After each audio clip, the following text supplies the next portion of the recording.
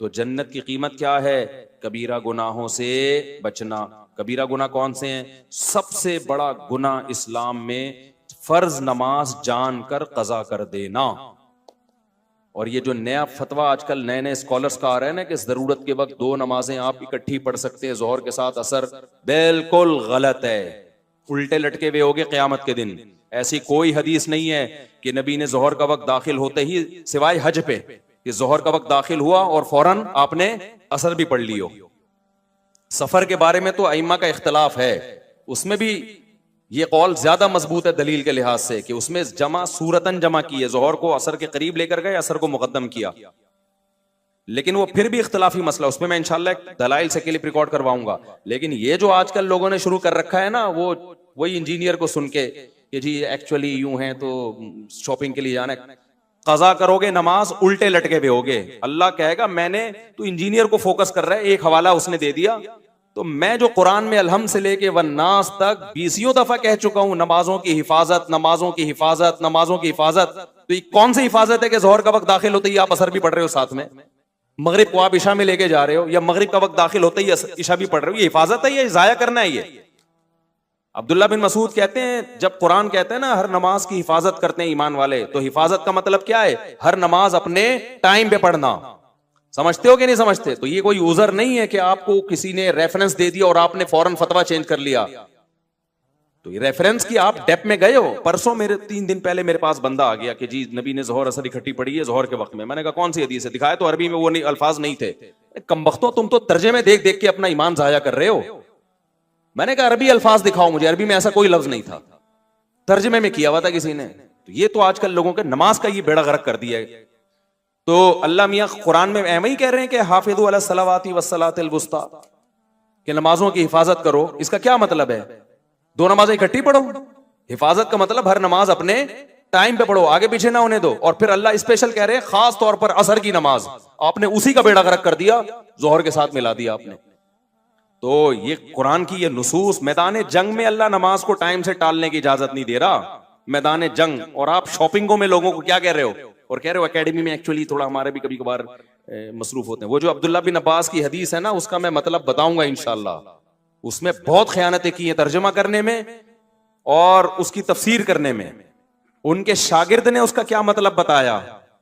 उनका शागिर्द कह रहे अब्दुल्ला बिन अब्बास जोहर को असर के करीब लेकर गए और असर को मुकद्दम किया। ये उनका शागिर्द कह रहा है कि मेरा ख्याल है ऐसे किया। उसका तर्जमा इंजीनियर साहब ने किया कि कोई हनफी बैठा हुआ था, उसने ये तावील कर दी। फिर कह रहा है कि मैं अब्दुल्ला बिन अब्बास को फॉलो करता हूं, किसी और को नहीं। अब्दुल्ला बिन अब्बास ने ये कब किया कि जोहर का वक्त दाखिल होता ही असर पढ़ लिया है, या जोहर को असर तक कजा किया है? ये कब किया है? उनका शागिर्द जो बता रहा है उसको आप कह रहे हो कि मैं वो हनफी था कोई शागिर्द। फजूल किस्म की, जिस आदमी को एंजाइटी का पेशेंट हो, जो जिसको पता ही नहीं कि ऊट पटांग फेंके जा रहा है। और मैं अल्लाह की कसम मुझे उस पर ताज्जुब नहीं होता, वो जो सामने बैठे हुए मखंचू हैं मुझे उन पे ताज्जुब होता है। यार लपेटने की भी तो कोई हद होती है। तो मुझसे पूछ नहीं सकते कि हजरत ये तावील जो कहे कि जोहर को मुअख्खर किया असर को मुकद्दम किया, ये किसी हनफी ने की है या अब्दुल्ला बिन अब्बास के शागिर्द ने की है? शागिर्द ने की है। तो शागिर्द उस्ताद की बात को ज्यादा समझता है या 1500 साल के बाद एक जेलम में बैठा हुआ इंजीनियर अब्दुल्ला बिन अब्बास को ज्यादा समझता है? समझ में आ रही है बात कि नहीं आ रही है? फेंके जाओ, पब्लिक बैठी है कैच करने के लिए। हमारे एक उस्ताद थे, अल्लाह उनकी मगफिरत करे अगर इंतकाल हो गया। उस्ताजों के बारे में ऐसी बात करनी तो नहीं चाहिए, लेकिन अब किसी को क्या पता, वो करते थे इस तरह की बातें ना, तो फिर तलबा मजाक उड़ाते थे। वो क्या करते, जब क्लास में आते ना तो अपनी तारीफें बहुत ज्यादा करते थे। वो थे काबिल उस्ताज, लेकिन बहुत ज्यादा करते थे। मैं यूं हूं, मैं यूं हूं, मैं यूं हूं, मैं यूं हूं, फिर बोलते रहते। तो मैंने एक दिन एक लड़के को देखा, वो यूं यूं कर रहा है बैठ के ना, यूं यूं यूं। मैंने कहा ये क्या कर रहा है भाई तू? वो लड़का भी मैं जानता हूँ, यहाँ बयान में भी बैठा हुआ है। अब तो हमारा दोस्त अब तो बड़ा हो गया, वो बच्चे बच्चे जवान हो गए उसके, तो वो यूं यूं कर रहे हैं ना। मैंने कहा क्या कह रहे हैं? यार ये फेंक रहे हैं, मैं लपेट रहा हूँ। वो पतंग में नहीं मांझा फेंक, मैं लपेट रहा हूँ। अच्छा, यूं डेस्क के नीचे करके लपेट रहा होता था।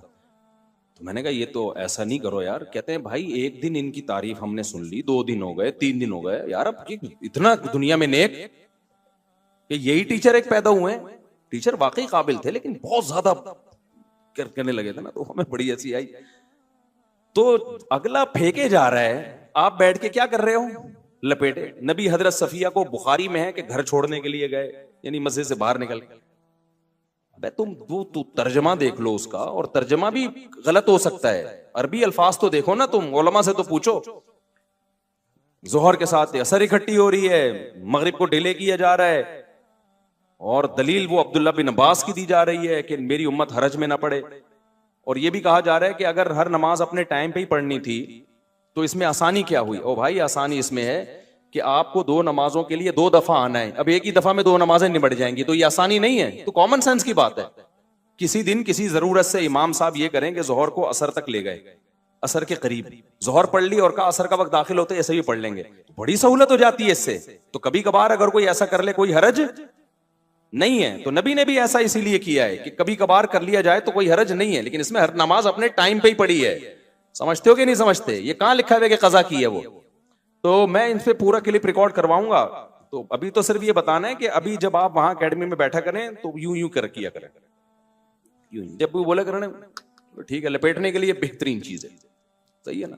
बाकी मुतासिर ना हुआ करें। ये रिसर्च भाई, इट इज कॉल्ड रिसर्च, वो कोई रिसर्च नहीं है। अब्दुल्ला बिन अब्बास से सुनन निसाई में खुद ये तावील मनकूल है कि जोहर को मुकद्दम किया, असर को जोहर को मुअख्खर किया, असर को मुकद्दम। और दूसरी किताबों में उनके शागिर्द कह रहे हैं कि ऐसा किया है। तो उनको कह रहे हैं वो किसी हनीफी ने बोल दिया होगा मैं तो इब्ने अब्बास को फॉलो करता हूं। इब्ने अब्बास को आप फॉलो नहीं कर रहे, आप इब्ने अब्बास पर वो चीज थोप रहे हो जो आपकी अपनी जाती राय है, जिससे अब्दुल्ला बिन अब्बास बरी हैं। समझते हो कि नहीं समझते? तो हर नमाज, क्योंकि मुझे लोगों ने बताया कि दफ्तरों में लोग शुरू कर दिए जोहर के साथ इकट्ठी असर भी पढ़ रहे हैं। तो ये अल्लाह जो कह रहा है असर की हिफाजत करो, और मैदान जंग में भी अल्लाह नमाजों के तरीके बता रहा है, तो ये इस तकल्लुफ की क्या जरूरत थी? तो ये नमाज अपने टाइम पे पढ़ो, एक ही चीज रह गई है। तो इसलिए अल्लाह ने क्या फरमाया, वल्लदीना यज्तनिबूना कबाइरल इस्मी, तो कबीरा गुनाहों से बचते हैं। कबीरा में सबसे पहले नमाज का जाया करना है, दूसरा जिना करना, कत्ल करना, माँ बाप को बोलो मुंह से जल्दी लो, माँ बाप को सताना, तकलीफें पहुंचाना, फिर चोरी करना जिसपे हद जारी होती है, और होमोसेक्सुअलिटी ये भी कबीरा गुनाह है, और सूद खाना, बैंक में जॉब करना सूदी बैंक में, क्योंकि आप सूद में ताउन का जरिया बन रहे हैं। उलमा कहते हैं कबीरा गुनाह वो गुनाह है, हर वो गुनाह जिसपे जहन्नम की वईद हो या अल्लाह उसके रसूल की तरफ से लानत हो। तो नबी ने सूद देने वाले लेने वाले पर भी लानत, सूदी लेन देन पे गवाह बनने वाले पर भी लानत, सूदी लेन देन के को लिखने वाले पर भी लानत की है। तो ये भी कबीरा गुनाह में दाखिल है। इंश्योरेंस में जॉब करना, इंश्योरेंस, क्योंकि वो सूद और जुए का मजमुआ है, वो भी कबीरा गुनाह में दाखिल है। औरत का कभी कभार बेपर्दगी हो जाए तो सगीरा, मुकम्मल मुसलसल बेपर्दा रहना, मुसलसल जैसे कि आदत ही होती है, तो वो किस में दाखिल है? मुंह से फूक, कबीरा में दाखिल है। कभी बदनजरी हो गई गलती से, सगीरा में दाखिल है। बदनजरी की आदत पड़ जाना, बोलो कबीरा में दाखिल है। हैंड प्रैक्टिस का भी ऐसा ही मसला है, कभी किसी से गलती से हो गया, बहुत ज्यादा गलबा था उसके ऊपर, गलत किया उसने, तौबा इस्तिगफार करे, लेकिन वो कबीरा में नहीं आएगा। लेकिन ये काम जो करता है एक दफा नहीं होता, उससे यूज टू होता है। तो जब आप यूज टू हो गए तो ये किस में आ गया? सगीरा गुनाह का जब इसरार हो ना, करते रहो, तो वो कबीरा में दाखिल हो जाता है। वो समझते हो कि नहीं समझते? इसी तरह और बहुत सारे गुनाह, रिश्तेदारी तोड़ना, एक साल हो गया बहन से बात नहीं हो रही, एक साल हो गया सगे भाई से मुंह बनाया हुआ है, फुप्पो से मुंह बनाया हुआ है, खाला, ये जो महरम रिश्ते हैं, ये इनसे सिला रहमी फर्ज है। कभी कभार हो जाती है ऊंच नीच, इतने लंबे अरसे के लिए कतई ताल्लुक कर लेते हैं, तो ये भी किस में दाखिल है? रिश्तेदारी तोड़ना इस्लाम में छोटा गुनाह बोलो नहीं है। तो ये मोटे मोटे गुनाह है। कभी कभार किसी की हल्की फुल्की गीबत हो गई, सगीरा में दाखिल है। गीबत का ताल्लुक इससे है कि गीबत करके अगले को जलील कितना कर रहे हो। थोड़ी सी इंसल्ट हुई तो सगीरा, बड़ी इंसल्ट हुई तो कबीरा। समझ रहे हो? इसकी मिसाल ऐसे है, एक आदमी ने कहीं हल्का सा छोटा सा कोई जुर्म कर लिया, मामूली सा, आपने देख लिया उसको, आपने लोगों को बता दिया, अल्लाह ने उस पर पर्दा डाला हुआ था, आपने बता दिया कि ये जो है ना घंटी बजा के भाग रहा था, एक मिसाल दे रहा हूं, तो इससे कोई ज्यादा जलील नहीं हो जाएगा सोसाइटी में, तो ये गीबत भी सगीरा कहलाएगी। लेकिन आपने उसको जिना करते हुए देख लिया या कोई और जुर्म करते हुए, अल्लाह ने उसके गुनाह पे क्या डाला है? पर्दा।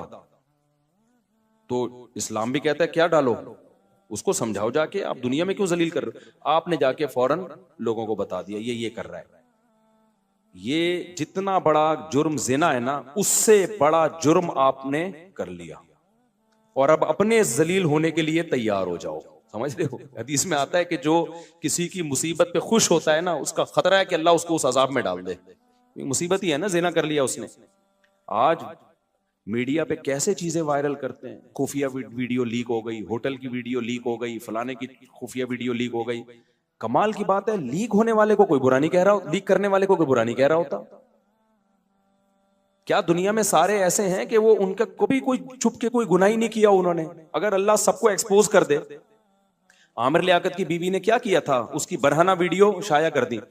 उस वक्त सारे क्लिप आमिर लियाकत के खिलाफ बन रहे थे। मैं हैरान था, उसकी बीवी को कोई कुछ नहीं कह रहा। कितनी बड़ी मुजरिम थी वो औरत, कितनी जलील औरत थी वो, कि जो मियां बीवी के खास मामलात होते हैं उसमें वो बेशरम औरत जो है उसके उसके बगैर कपड़ों की वीडियो वायरल कर रही है, और लोग उसे एक लफ्ज कहने के लिए तैयार नहीं है। सारा नजला आमिर लियाकत पे उतार रहे हैं। तो ये हमारी सोसाइटी का ना बहुत बड़ा ऐब है कि जो गुनाह कुछ वायरल कर रहा है उसको एक लफ्ज नहीं बोला जाता, और सारा नजला उस पर जो छुपके गुनाह कर रहा है। जो छुपके कर रहा है तो शरीयत ने तो उस पर पर्दा डालने का हुक्म दिया है। हाँ, खुलेआम कर रहा है तो फिर उसको जलील करते फिरो। तो ये बहुत बड़ा इल्मिया है हमारी सोसाइटी का भाई। बता रहे होते हैं मजे ले लेके उसने ये किया, और फिर इनमें अक्सर झूठ भी होता है, हमेशा सच नहीं होता इसमें। तो इसलिए, और खास तौर पे तलाक के बाद ना, ये जहन में रखो, मियां बीवी एक दूसरे पे इल्जाम लगाते हैं, इन इल्जामों को कभी वैल्यू ना दिया करो। शौहर कहते हैं मेरी बीवी गलत थी इसलिए मैंने तलाक दे दी। बोलो तू उल्लू का पट्टा है, जब दे दी है, तेरी बीवी नहीं है, तो शर्म नहीं आती किसी अजनबी औरत के बारे में ऐसी बातें करता हुआ? बस नहीं अच्छी थी, तूने छोड़ दिया ना, तो तेरा काम था, कर लिया। अब क्यों बोल रहा है कि वो ऐसी थी वो वैसी थी? मीडिया पे जब भी कोई बेगैरत आया करे ना, तलाक देके बोला करे मेरी बीवी ने ये किया इसलिए मैंने छोड़ा, उस बेगैरत गालियां लिख के दिया करो। गालियों का असर पड़ता है। आप समझ रहे हो कि उस पर असर नहीं होगा? होगा असर। जब गालियां जाएंगी ना दबा के, वो पढ़ेगा कमेंट्स, उसकी नींदें उड़ेंगी, बोलेगा मैंने गलत कर दिया। और इसी तरह औरत अपने शौहर पे इल्जाम लगा रही हो ना लड़की के बाद, इसने ये यूं था, ये यूं था, ये यूं करता था, ये लड़कियों से बातें, उसको बोलो तू है एक नंबर की क्या है, बेशरम है। जब तेरा मियां नहीं है तो तुझे क्या लेना देना? तो ये हमारी सोसाइटी में ना, और मीडिया वाले भी चस्के लेते हैं बिल्कुल, तो बहुत मजे ले लेके इसको वायरल कर रहे होते हैं। तो ये इस्लाम में हराम है, गुनाहे बोलो कबीरा है। इसी तरह भाई कहते हुए डर लगता है, लेकिन मसला है मैं छुपा नहीं सकता, मर्द के लिए दाढ़ी काटना भी गुनाह है, बोलो कबीरा है। ये भी गुनाह कबीरा में आता है, तगयीर खल्क़िल्लाह में आता है। औरत का आईब्रोज बनाना गुनाह है, बोल दो ना कबीरा है, क्योंकि नबी ने लानत की है। हाँ, किसी औरत की आईब्रोज बहुत ज्यादा घनी हो और आपस में बहुत ज्यादा मिली भी हो, तो फिर इतना सेटिंग की जा सकती है कि उसको नॉर्मल हालत, ब्यूटी की नीयत से नहीं, ऐब दूर करने के लिए उसको नॉर्मल कंडीशन पे लाया जा सकता है। इसकी मिसाल ऐसे है, ये जैसे दांतों में जो खला पैदा करेगा ना ब्यूटी के लिए, नबी ने उस औरत पे लानत की है। अरब के में ऐसा होता था, खवातीन क्या करती थी, उस जमाने में भी डेंटिस्ट होते थे, तो दांतों में ना खला पैदा करवाती थी, क्योंकि दो दांत में अगर बीच में गैप हो थोड़ा सा, बाज लोगों पे अच्छा लगता है ना, बोल दो अच्छा लगता है, वो बाजों के नहीं भी लगता। तो नबी ने लानत फरमाई, अल मुतफल्लिजात, वो औरतें जो दांतों में गैप पैदा करवाती हैं उन पर अल्लाह की लानत। क्यों? अल्लाह की बनाई हुई तख्लीक को क्या कर रही हैं? चेंज। दांतों की सेटिंग आप चेंज नहीं कर सकते। आपकी नाक जैसी है, अल्लाह ने गॉड गिफ्टेड है, उसको चेंज मत करो कि ऑपरेशन करके इतनी बारीक ना। वो डॉक्टर दिखा रहे होते हैं ये वाली नाक पसंद है, ये माइकल जैक्सन की है, ये फलाने की है, ये फलाने की है, कौन सी सूटेबल है? ये नहीं है भाई, जो अल्लाह ने नाक दे दी वही है। हाँ, किसी में ऐब पैदा हो जाए, चाहे वो पैदाइशी हो या एक्सीडेंट की वजह से हो, उस ऐब को दूर करना जायज है। अब एक्सीडेंट हुआ, अच्छी वाली नाक दाएं बाएं हो गई, तो उसको सेटिंग पे ला सकते हो भाई। या पैदाइशी तौर पर पैदा हुआ बच्चा, कोई नाक उसकी गैर मामूली तौर पर भद्दी है, जो आम लोगों की होती नहीं है, कोई गैर मामूली है, तो उसको ऑपरेट करके नॉर्मल कंडीशन में। इसी तरह दांत आगे भी नहीं कर सकते, पीछे भी नहीं, लेकिन किसी के पैदाइशी तौर पे दांत बहुत ज्यादा आगे निकले, यानी जब दांत निकले तो बाज लोगों के दांत ऐसे होते हैं ना, होंठों से बिल्कुल बाहर आ रहे होते हैं, कुदरती तौर पर एक ऐब है। वो खाने में मुश्किल, पीने में मुश्किल, वो हर वक्त दांत दिखा रहे होते हैं लोगों को। तो ऐसी सूरत में ये चूंकि एक ऐब है, उसको ऑपरेट करके नॉर्मल कंडीशन पे लाना, बोलो, जायज है। तो इसी तरह आईब्रोज बनाना औरत के लिए, ब्यूटी के लिए हराम है। लेकिन अगर किसी की बहुत ज्यादा जंगल बना हुआ है और बिल्कुल मिली हुई आपस में, तो उनको इतनी कंडीशन में लाना जो नॉर्मल होती है, नॉर्मल औरतों की होती हैं। लेकिन ऐसी 100 में 2-4 ही होती हैं ऐसी औरतें जिनकी बहुत ज्यादा भद्दी आईब्रोज हो। वरना खवातीन इस फतवे का सहारा लेके फिर क्या करती हैं, अच्छा हमारी भी भद्दी है। आपके भद्दी हैं या नहीं, इसमें आपकी राय का एतबार नहीं है। अगर आपकी ऐसी है जैसे नॉर्मल खवातीन की होती हैं, तो बस ये इसको छोड़ दें अपने हाल पे। हाँ, अगर 100 में कोई 2-4 खवातीन ऐसी होती हैं, जैसे 2-4 होते हैं जिनकी नाक बहुत ही मोटी पैदा हो गई, 2-4 होते हैं जो बेचारे लंगड़े पैदा हो जाते हैं, 2-4 होते हैं सैकड़ों में जो कोई माजूर होते हैं, तो ऐसे ही 2-4 खवातीन सैकड़ों हजारों में ऐसी हो सकती है जिनके आईब्रोज बहुत ज्यादा भद्दी हों, वो उसको सेटिंग पे ला सकती हैं। समझते हो? तो इसी तरह नाखून ना काटना, नबी ने 10 चीजें पैगंबरों की फितरत में बताई हैं, उनमें नाखून काटना। ये जो फैशन के लिए छुरे घोंपे हुए हैं ना, इतने बड़े बड़े चाकू निकले हुए होते हैं, अच्छे भी नहीं लगते, ये दहशत होती है। और कितनी तकलीफ होती है खवातीन को खाना खाने में, और जो है वो किस कदर मुसीबत है यार। एक हमारे तो थोड़े से नाखून बढ़ जाए ऐसी उलझन शुरू हो जाती है। अपने आप को क्यों अजाब में डाला हुआ है तुमने भाई, काटो नाखून को। अंग्रेजों से आई ये चीजें। तो ये सब चीजें तगयीर खल्क़िल्लाह में दाखिल हैं, तो ये सब कबायर में दाखिल हैं। तो इन सबसे बचना है, जन्नत हासिल। एक शख्स ने 100 इंसानों को कत्ल किया, तो आलिम के पास आया। आलिम ने कहा कि मैं यहूलु बैनहु व बैन तौबा। उसने कहा क्या मेरी तौबा कबूल होगी? आलिम ने कहा क्यों नहीं कबूल होगी। उसने तौबा की और अल्लाह ने उसको जन्नत में भेज दिया। मैंने कहा ये वो 100 वो थे जिनको उस शख्स ने बिला वजह कत्ल किया है, सिर्फ पैसों की लालच में। जब इसकी तौबा कबूल हो रही है यार, तो तुमने तो अपने बेटे को बंदूक से मारा भी नहीं है, पहली बात। ना किसी को कहा कि जाके बेटे को मारो, ये और कम दर्जे का जुर्म। ना कोई ऐसा काम किया कि बच्चे को बंदूक लाके पकड़ाई हो कि तू अपने आप को मार दे, ये भी नहीं किया। फिर नाजायज बात पे ताना भी नहीं दिया, सॉरी जायज बात पे ताना नहीं दिया कि उसने कोई जायज काम किया हो या अच्छा काम किया हो, 4 शादियां करके बैठा और आपने ताने दे दे के मार दिया उसको, ऐसा भी नहीं किया। ऐसे काम पे ताना दिया जिस पे ताना बनता भी है, आपको मुसीबत में डाला उसने। फिर भी अगर आप समझते हो कि जुर्म हुआ है, तो मेरे भाई 100 इंसानों को अपने हाथ से कत्ल करने वाले की तौबा जब 2 रकत पढ़ के कबूल हो सकती है, तो आपकी क्यों नहीं हो सकती? तो मैंने कहा 2 रकत पढ़ के अल्लाह से एक दफा गिड़गिड़ा के माफी मांग लो, ए अल्लाह अगर इसमें मुझसे ज्यादती हुई है तो तू मुझे माफ कर दे। और इसकी और कोई कफारा नहीं है। इसका कत्ल का तो कफारा है ना, किसासन अपने आप को पेश करो, इसका कोई कफारा नहीं है। तो मैंने कहा फिर ये तसल्ली रख लो कि अब आपका जुर्म क्या हो गया है, माफ। भाई समझ रहे हो कि नहीं समझ रहे? ये इस्लाम की गाइडेंस है जो गोरे के पास नहीं है, मादा परस्तों के पास नहीं है। मैंने कहा उस 2 रकत पढ़ के आप एक दफा तसल्ली से तौबा कर लोगे ना, उसके बाद भी अगर आप डिप्रेशन में जाते हो कि यार पता नहीं मैंने जुर्म तो नहीं किया, इसका मतलब अब आप मुजरिम हो। अब आप क्या कर रहे हो? मुजरिम हो। खूब समझो इस बात को।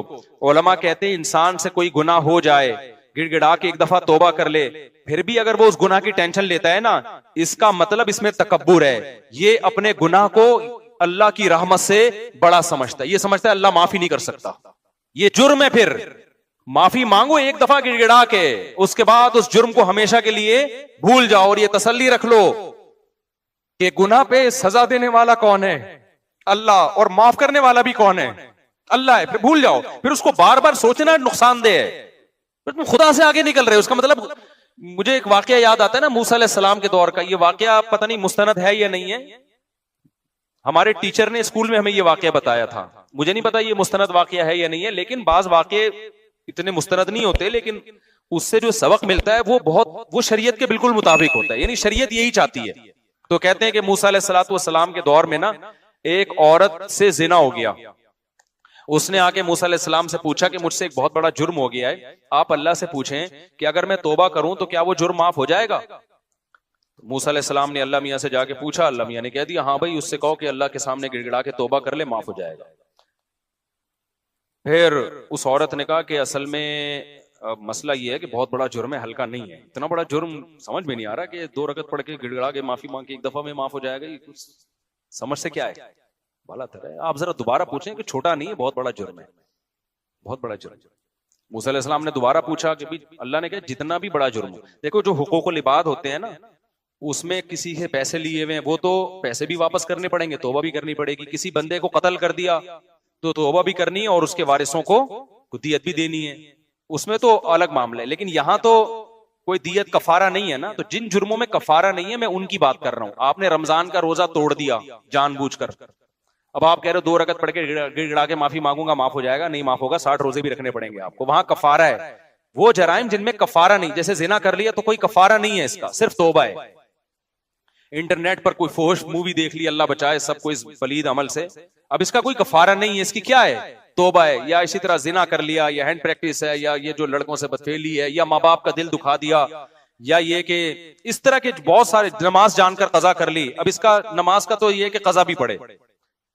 तो मैं उन जुर्मों की बात कर रहा हूं जिनमें शरीयत की तरफ से कफारा नहीं है। कसम तोड़ दी, ये जुर्म है, तो तौबा भी करनी पड़ेगी और कसम का कफारा भी देना पड़ेगा। लेकिन वो जराइम जिनमें कफारा नहीं है, आप कह सकते हैं जिसने 100 इंसानों को कत्ल किया था उसने सिर्फ तौबा की है, तो वजह उसकी ये थी कि उसने जो सिर्फ तौबा, इसलिए तौबा से कबूल हो गया कि वो गरीब आदमी था, उसके पास उन लोगों की दियत देने के 100 आदमियों को कहां से जाके दियत देता वो। हमारे पास भी बाज दफा कोई कातिल आता है, कहते हैं मैंने कत्ल किया लेकिन मैं बहुत रोया हूं अल्लाह के सामने, अब मैं क्या करूं।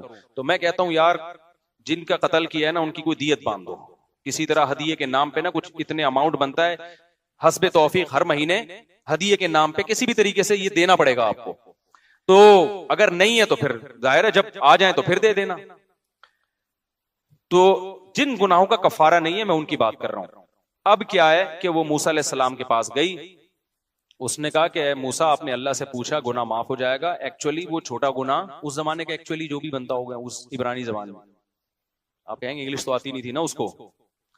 तो मूसा अलैहिस्सलाम ने फिर अल्लाह से पूछा, अल्लाह यानी कहा जितना भी बड़ा हो, मेरी जाहिर है मेरी रहमत से बड़ा थोड़ी है, माफ कर दूंगा अगर आइंदा के लिए इरादा करे कि नहीं करेगी वो ये गुनाह। फिर वो आए 3-4 दफा जब हो गया ना, फिर उस औरत ने कहा भाई मैंने जिना किया है, इतना बड़ा गुनाह कैसे माफ हो जाएगा। तो मूसा अलैहिस्सलाम ने अल्लाह से जाके पूछा, अल्लाह ने कहा अब नहीं होगा, अब माफ नहीं। इसलिए कि जो जिसको खुद मेरी रहमत पे यकीन नहीं है, मूसा कलीमुल्लाह बार बार बता रहे हैं कि जितना बड़ा जुर्म भी हो अल्लाह माफ कर देता है, तो जिसको खुद मेरी माफी पे इश्काल हो रहा है कि ये तो नहीं होना चाहिए माफ, भाई ये तो गलत कर रहा है अल्लाह ताला, यानी इसका मतलब तो यही हुआ ना कि अल्लाह को हमसे पूछ के कवानीन बनाने चाहिए कि काबिल माफी है और पूरी जायदादें हड़प कर गया तो ये तो माफ नहीं होना चाहिए, ये तो सजा मिलनी चाहिए, बंदा मार दिया, ये कर दिया, वो कर दिया, तो जिना कर लिया, ये तो नहीं होना चाहिए भाई माफ। तो कहते हैं मूसा अलैहिस्सलाम को अल्लाह ने कहा कि इससे बोलो अब माफ नहीं होगा। क्यों भाई, तुझे एक दफा बता दिया, तू अल्लाह से आगे क्यों निकल रहे हो। तो खूब समझ लो, मैंने उनके बाप से ये कहा कि अगर आपसे जुर्म भी हुआ है ना, आपने तानों में ज्यादती कर ली थी, तो आप तौबा करें अल्लाह ताला से, और ये यकीन रखें कि तौबा करने से हर जुर्म क्या हो जाता है, माफ। उसके बाद भी आपको टेंशन हो रही है, पता नहीं मेरा आखिरत में क्या बनेगा, पता नहीं मैं मुजरिम हूं, तो मैंने कहा फिर वाकई आप मुजरिम हो, फिर क्या हो, फिर ये टेंशन आपकी बनाई हुई। एक दफा गिड़गिड़ा के तौबा करो और उसको हमेशा के लिए भूल जाओ, और तकदीर पर अकीदा रखो कि यही मौत का वक्त था, इसी दिन मरना था, बस जो होना था क्या हो गया, हो गया, दैट्स ऑल, आगे जिंदगी गुजारो। कह रहे हैं ठीक है मैं ये काम कर लूंगा, अल्लाह की तरफ से तो मुझे तसल्ली हो जाएगी, पब्लिक का क्या करूं मैं, बेगम तो ताने देगी ना, दे रही है, तूने मेरा घर में मुसलसल चिक चिक है। मैंने कहा उसका एक बेहतरीन हल, बेहतरीन, उसी वक्त मेरे जहन में आया, मैंने पार्सल कर दिया, मैंने कहा बेहतरीन हल। मैंने कहा देखो बेगम से कहो और अपने रिश्तेदारों से कहो, देखो मैंने बेटे को ताने दिए और आपका ख्याल है गलत ताने दिए, नहीं देने चाहिए थे, तो लेकिन उस तानों के नतीजे में बेटे ने क्या किया, खुदकुशी कर ली। मैं ताने ना देता तो खुदकुशी ना करता, अब आप मुझे ताने दे रहे हो, सही है ना। तो ऐसा है कि मैं भी टेंशन में हूं, जो टेंशन में बेटा था, तो अब मुझे डबल टेंशन है, एक ताने की टेंशन और एक बेटे की दुनिया से जाने की टेंशन। बेटे को एक टेंशन थी खाली ताने की, ये टेंशन नहीं थी कि उसकी वजह से कोई दुनिया से चला गया। मुझे कितनी टेंशन है, एक तो बेटे के जाने का गम और एक ये गम कि आप मुझे उसके ताने दे रहे हो, तो मेरी खुदकुशी उससे ज्यादा बनती है, मेरा राइट। मैंने कहा पहले आज़म करो, खुदकुशी करनी नहीं है, ऐसा ना हो कि लटक जाए कल, फिर मैं टेंशन में चला जाऊं कि यार मेरी वजह से गया। मैंने कहा ये तो सवाल ही पैदा नहीं होता, खुदकुशी तो है ही नहीं। लेकिन उनको बताने के लिए कि जब दो ताने, उसको एक किस्म का ताना मिला, टेंशन हुई तो उसने खुदकुशी की। अब एक टेंशन मुझे बेटे के जाने की और एक आपके के तेरी वजह से गया है। तो ऐसा है कि टेंशन की वजह से बंदा खुदकुशी करता है ना, तो टेंशन की वजह से फिर मेरा भी हक बनता है। तो ऐसा है कि कल सुबह मैं जा रहा हूं और घर वाले पूछेंगे वापस कब आएंगे, तो बोले अब मैं अखबार में हो सकता है अब मैं किस में आऊं, अखबार में आऊं। कराची में ऐसा होता है, बंदा सुबह जाता है बाइक पे, आता किस में, अखबार में। अखबार में आता है कि एक साहब सुबह 8 बजे घर से निकले थे और अब फला जगह अल्लाह बचाए उनकी लाश मिली। तो मैंने कहा उनको आप कह दो कि जो तुम्हारे ख्याल में मैंने बेटे के साथ किया वो तुम मेरे साथ कर रहे हो, तो फिर मेरा भी हक बनता है कि मैं भी किसी खंबे से जाके चिपक जाऊं। मैंने कहा ये कहो और सुबह घर से निकल जाओ। मैंने कहा बेटे के जाने से तो मुआशी लिहाज से कोई नुकसान नहीं हुआ, बल्कि बेचारा वो तो कमा ही नहीं रहा था। आपके जाने से पूरे घर की क्या हो जाएगी, ऐसी की तैसी, वो कमाने वाला ही। ये घर वाले कितना जुल्म करते हैं यार, एक आदमी के टुकड़ों पे तुम पलते हो, वो गैस बिजली का बिल वो दे रहा है, घर बना के उसने दिया, उसको सुकून तो दो ना तुम। वो 4 दिन के लिए तुम्हें घर से छोड़ के चला जाए, तुम रोड पे आ जाओगे, तुम सारे खुदकुशियां करोगे। अगर गलती हुई भी है उससे तो उसके एहसानात उन गलतियों से ज्यादा हैं। घर के सरबराहों के साथ आजकल सुलूक कैसा हो रहा है मार्केट में। मैंने कहा मेरे भाई उसकी खुदकुशी तो ये चंद दिन में भूल के अफोर्ड कर लेंगे, तुम्हारा मार्केट से शॉर्ट होना खानदान अफोर्ड नहीं कर सकता, क्योंकि तुम्हारी वजह से कितने लोगों को रिस्क मिल रहा है, कमा रहा है ना एक आदमी, बिजनेस कर रहा है। मैंने कहा आप निकल जाओ अगली फ्लाइट से चित्राल निकल जाओ और वहां किसी पहाड़ पे खड़े होकर वीडियो बनाओ। फिर मरना नहीं, कहीं ऐसा ना हो, मैं मुझे बार बार अपने बारे में डर था कि यार ये मेरे खाते में ना आए। वीडियो बनाओ कि बेगम मैंने अपने बेटे को ताने दिए, वो लटक गया, अब मुझे भी ताने मिल रहे हैं, ये खाई और ये मैं। उसके बाद फोन 1 घंटे के लिए बंद कर दो। तो मैंने कहा इंशाअल्लाह थोड़ी सी भी गैरत हुई, उनकी बेगम तो माशाल्लाह दीनदार हैं, नेक हैं, वो तो वक्ती तौर पर इंसान को टेंशन होती है तो वो करता है, तो हल भी तो उसका हमें बताना ही पड़ता है ना। मैंने कहा इंशाअल्लाह फोन आ जाएगा भाई, 2 वक्त से घर में रोटी का इंतजाम नहीं हो रहा, मसाइल खड़े हो रहे हैं, एक तो गया दूसरा भी जाएगा, हम तो बिल्कुल ही लेस ही हो जाएंगे हर चीज से, तो काइंडली आप तशरीफ ले आए। और फिर बेगम कहेगी किसी ने मेरे मियाँ को ताना दिया ना, उसकी ऐसी की तैसी। तो अल्लाह का शुक्र है वो घर गए हैं, उसके बाद से अब तक उनका कोई ना मैसेज आया, या तो अल्लाह ने कर चित्राल से गिर चुके होंगे या सुकून में आ गए होंगे। उम्मीद है सुकून में आ गए होंगे इंशाल्लाह। तो बस 2 मिनट में बात खत्म कर रहा हूं मैं। ईशा के थोड़ी देर बाद, ईशा के बाद इंशाल्लाह थोड़ी देर मसाइल का 10-15 मिनट सेशन होगा, जो बैठना चाहे बैठ सकता है, जाना चाहे जा सकते हैं। तो मैं आपको बता रहा था मेरे भाई, हर मसले का हल किसके पास है, इस्लाम के पास है। इन लोगों के पास, मादा परस्तों के पास मसाइल का हल नहीं है, इनके पास मसाइल बढ़ाने के तरीके बहुत हैं कि जिससे सोसाइटी में और ज्यादा मसाइल बढ़ जाएं। तो ये मसाइल खत्म नहीं हो रहे। दुनिया को मुसाफिर खाना समझो भाई, 2 वक्त की रोटी मिल गई ठीक है, नहीं मिली तो क्या है, मोहब्बत थोड़ी करनी है, पैसा कमाओ, अल्लाह ने थोड़ी मना किया। साहबों में कितने करोड़पति अरबपति लोग थे, पैसा नहीं है तो भाई हमारी जरूरत क्या है यार, कब्र में हम सबके पांव लटके हुए हैं, थोड़े दिन रह गए, आगे मरना है, खत्म, तो क्या टेंशन लेनी इन चीजों की। तो कोई बेरोजगार है, कोई बड़ी टेंशन नहीं है। वो जो हमारा बहनोई है ना, और जो हमारे भांजों के साथ उसने किया, उसका वाकया याद रखो, बेटा फेल हो गया, बाप ने कहा कोई मसला नहीं है, आखिरत में फेल नहीं होना चाहिए, दुनिया में चलता है यार, कभी कोई फेल हो जाता है, कभी क्या हो जाता है, पास हो जाता है। चलो लाइफ को क्या करो, इंजॉय करो। और इससे जब बच्चे को खुशी मिलती है ना तो और पढ़ता है वो। ये पढ़ाई ऐसी नहीं है जो गन पॉइंट पे पढ़ाई जा सकती। हमारे अब्बा ने जो हमें पीटा है ना, वो इस पे कभी नहीं पीटा कि इम्तिहान में नंबर कम क्यों आ गए, अल्लाह का बड़ा। हमारे अब्बा हमेशा इस पे कूटते थे, गलत लड़कों में तो नहीं बैठ रहा, गलत लड़कों में, चर्सियों हीरोइन जो माहौल खराब कर देता है। मुझे याद है, बस एक पिटने का वाकया सुना के अपने बयान को खत्म करता हूँ। तो हमें ये वाकया सुनाने में बड़ा मजा आता है। मैं एक दफा क्या हुआ, हमारे अब्बा जब भी घर में आते घर से गायब होता, मैं वालदा से पूछते कहाँ गया, वो लड़के बड़के हैं इधर औबाश किस्म के, उनके साथ खेल रहा है। अब वो लड़के 1 नंबर के बदमाश टाइप के, कोई पी रहा है, कोई फिल्में देख रहा है। उस जमाने में फिल्मों का भी रिवाज नहीं था, वो गंदी गंदी एल्बम लड़के ना झाड़ियों में बैठ के देखा करते थे, कोई लड़की की तस्वीर मिल गई। अब जनाब लड़कों का तो ग्रुप हरे को अच्छा लगता है, हम भी घूमने फिरने निकल जाते थे, टायर लेके ना, वो रॉड लगा के वो चला रहे हैं, कभी क्या कर रहे हैं, मारम पीटी खेल रहे पत्थर से। कितनी खतरनाक खेल है यार, पत्थरों से मार रहे हैं, ये मारम पीटी हो रहा है।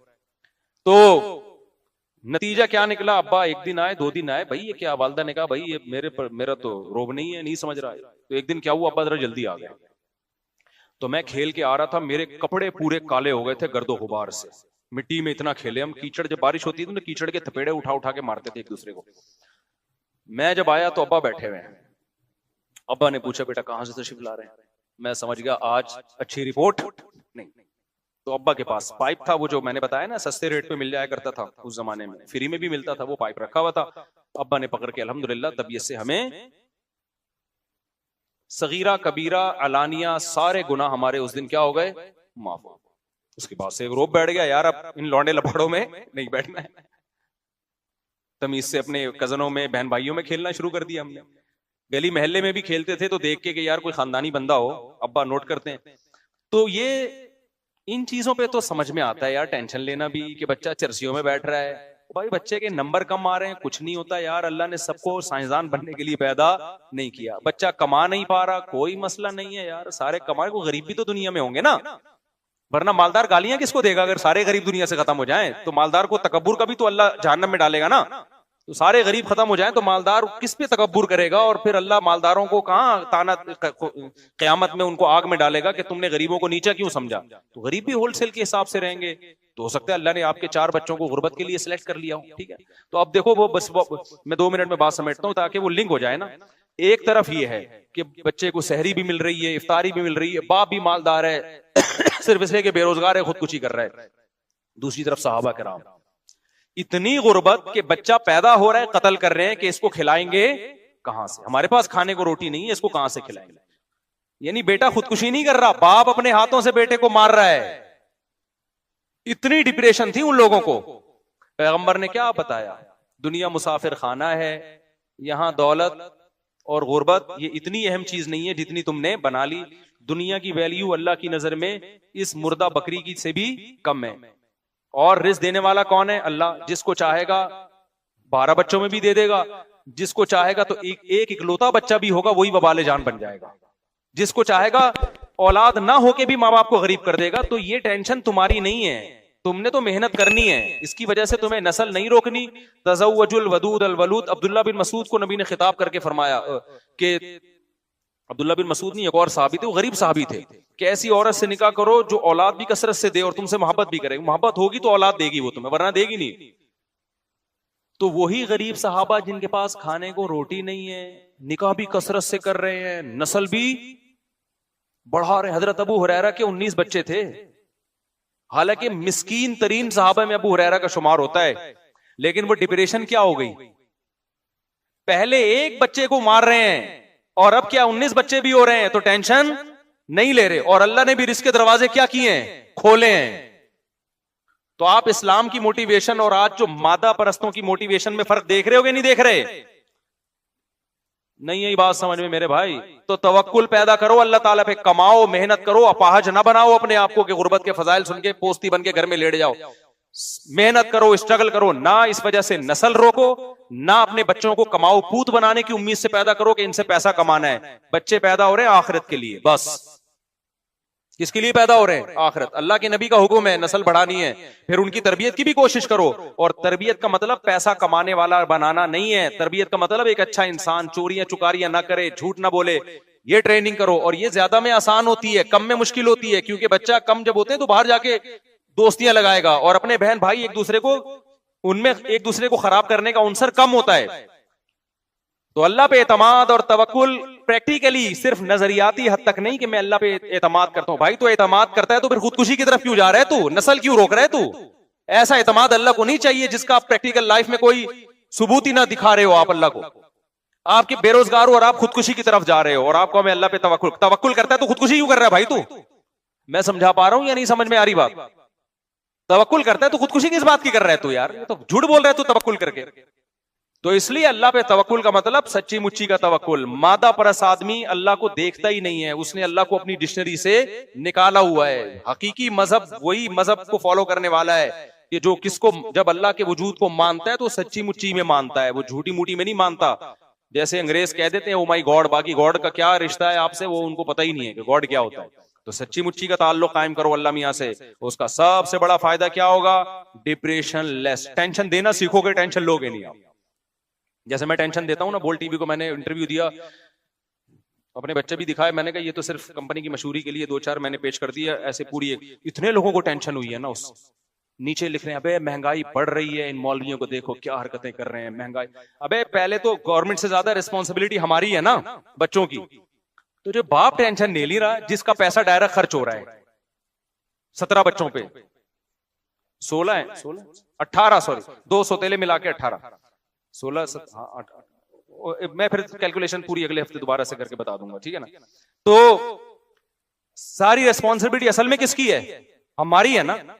तो हमें टेंशन हो नहीं रही, लिबरल लोगों को टेंशन हो रही है, गुर्बत बढ़ रही है, महंगाई बढ़ रही है, उनकी वजह से ये हो रहा है। अबे बाप सबसे ज्यादा टेंशन तो बाप को, यार हमारा 99% पैसा तो ये खा रहे हैं, तो बचत तो हमारी ही नहीं हो रही, लेकिन हम टेंशन नहीं ले रहे। अल्लाह का शुक्र है इन मादा परस्तों को दबा के टेंशन दे रहे हैं। नीचे कमेंट से पता चलता है, इनको देखो, मैंने कहा तुम्हारे 2 हैं और तुम्हारे जिम्मे सिर्फ 2 है ना, और हमारे 17 की टेंशन भी कौन ले रहा है, तुम ले रहे हो, ठीक है ना। हम तो कुछ ही मना रहे हैं अल्हम्दुलिल्लाह। इसलिए मेरे भाई इस्लाम को दिलो जान से फॉलो करोगे तो मजा आएगा, ऊपर ऊपर से फॉलो करोगे कोई फायदा